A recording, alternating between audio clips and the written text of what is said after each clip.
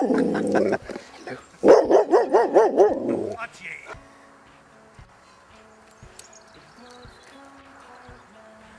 Cason eaten by dogs. This is Miles Cason. I'm at the Ashdown Forest in East Sussex with dogs. That was Archie, apparently. This is Miles Cason.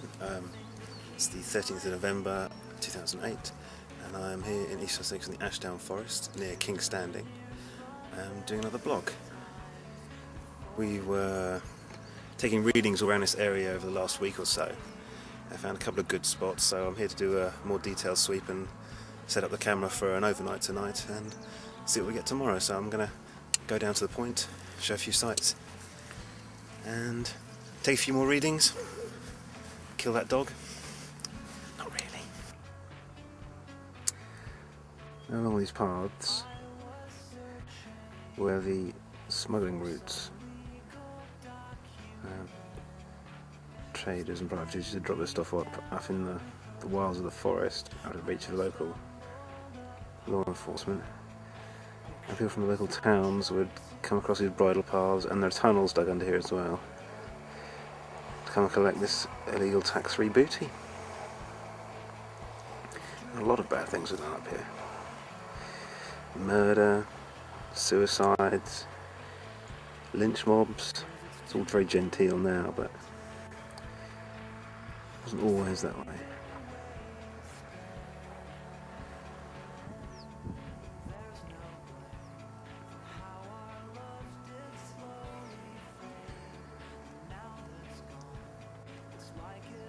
That way be London. Way out there somewhere.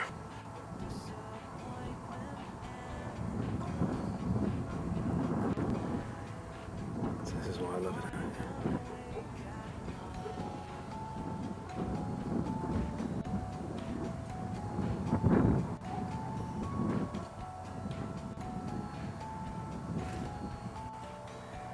Just pan there to the right. You see the antenna sticking up there. That is the abandoned nuclear bunker.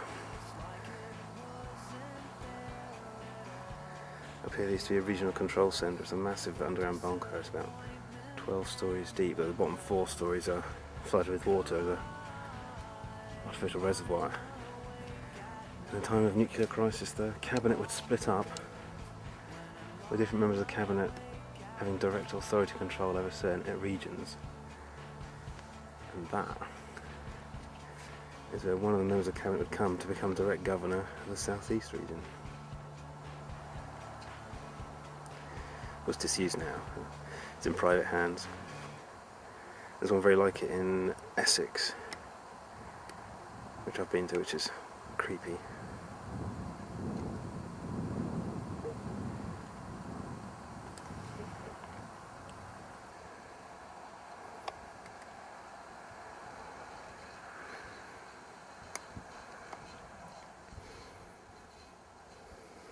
Okay, up here. This is the highest point of this part of the forest, sorry.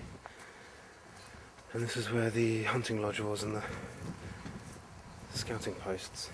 It used to be a deer park. It's an artificial forest. Forest means wildlife hunt park in various translations. And it's all set up.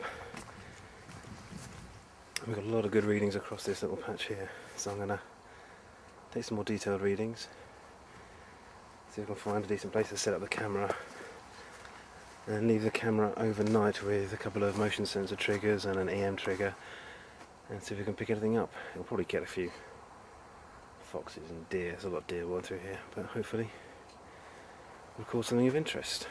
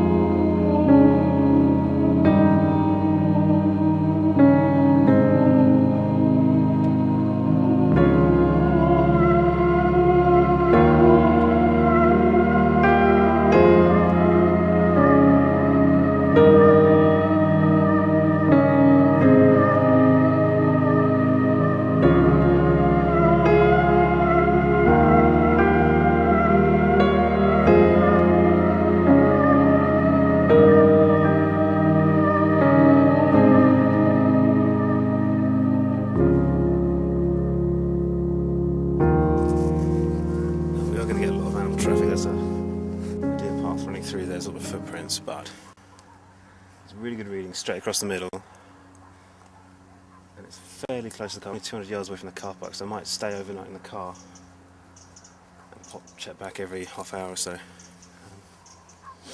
You never know. There's King standing. And that little diagram there is what it looked like. That place where I was just set up the camera.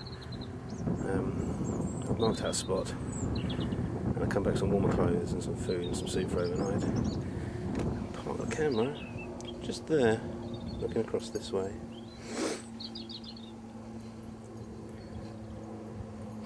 It's going to be bloody freezing.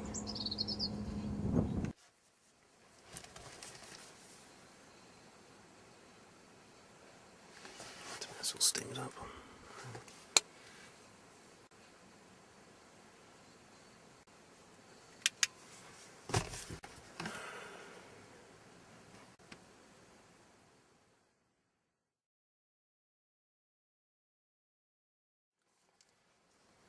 It stings. Oh, it's not gonna work, is it?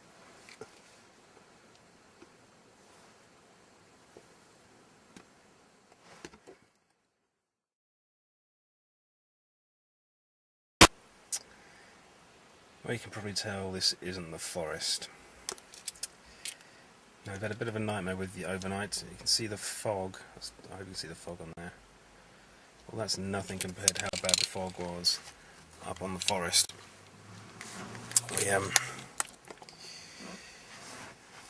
We were out there till, what time is it now? It's 2:27 AM on the 14th of November.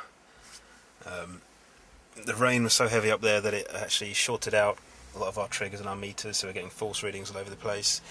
There was so much fog that even when we did get some readings and the camera records, all we get is a blank space because it's so dense. I mean, it looks fantastic up there. It looks like a Hammer horror film. It's fantastic, but unless you got professional lighting equipment, there's no way a camera can pick up anything out there. And if you got that much equipment with the electricity you're generating, you're not going to get any positive readings anyway. You got loads of false readings.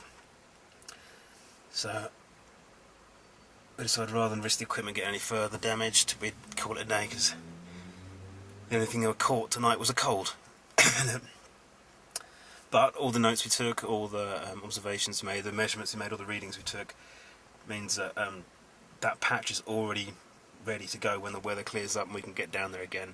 So we've done all the background work, done all the homework. We just want an opportunity to get down there and spend a couple of nights in better weather. But unfortunately, I'm not going to have a chance to do that till January now because of other things, which is a right pain in the arse. But you know, like I say, all the notes are recorded, all the maps are drawn, all the locations are planned out. I just wait for the weather in the new year, maybe. I'll wait and see. Just thank God for 24-hour petrol stations. You have no fucking idea how cold it was out there.